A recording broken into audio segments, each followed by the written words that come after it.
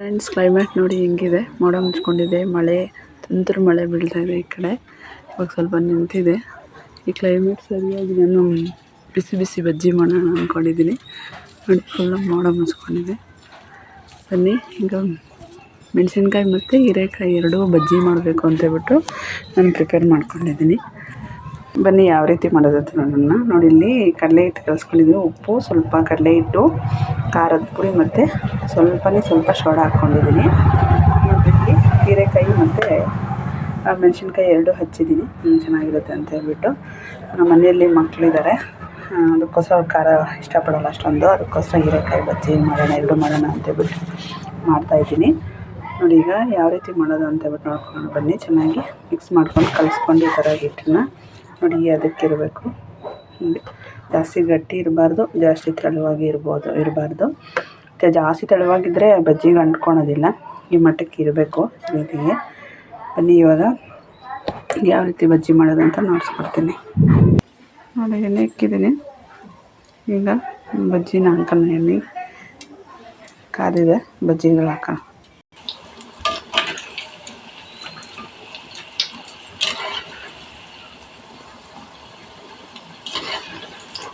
ನೋಡಿ,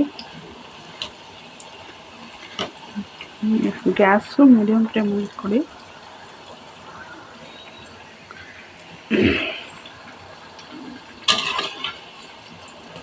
ಹೊರಗಡೆ ಎಲ್ಲ ಹಸಿ ಹಂಗೆ ಇರುತ್ತೆ. ಅದಕ್ಕೋಸ್ಕರ ಫಸ್ಟ್ ಮೀಡಿಯಮ್ ಫ್ಲೇಮಲ್ಲಿ ಇಟ್ಕೊಂಡು ಮತ್ತು ಸ್ವಲ್ಪ ಹೈ ಫ್ಲೇಮ್ ಮಾಡ್ಕೊಳ್ಳಿ.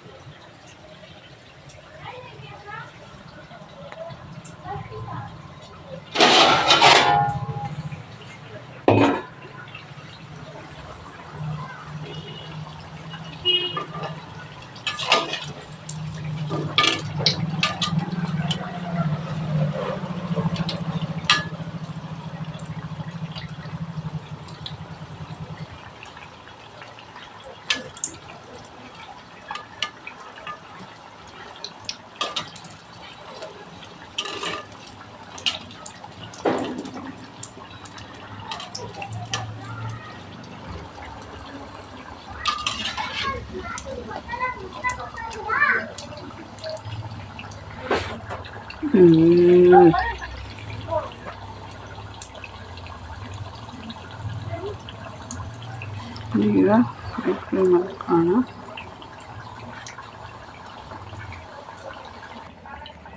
ನೋಡಿ, ಬಿಸಿ ಬಿಸಿಯಾದ ಹೀರೆಕಾಯಿ ಬಜ್ಜಿ ರೆಡಿ. ಈಗ ಮೆಣಸಿನ್ಕಾಯಿ ಬಜ್ಜಿ ಹಾಕೋಣ ಬನ್ನಿ.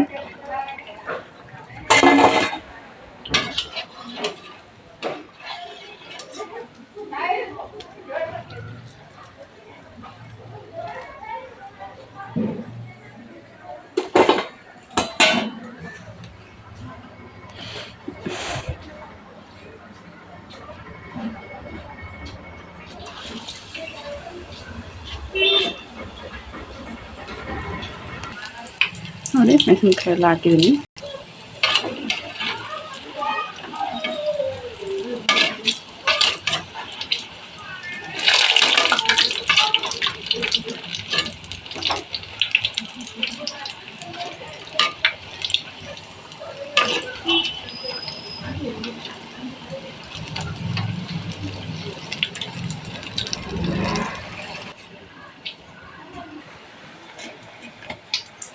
ಬಿಸಿ ಬಿಸಿಯಾದ ಹೀರೆಕಾಯಿ ಮತ್ತು ಮೆಣಸಿನ್ಕಾಯಿ ಬಜ್ಜಿ ಸವಿಯಲು ಸಿದ್ಧವಾಗಿದೆ. ಈ ವಿಡಿಯೋ ಇಷ್ಟ ಆದರೆ ಶೇರ್ ಮಾಡಿ, ಕಮೆಂಟ್ ಮಾಡಿ. ನಮಸ್ಕಾರ.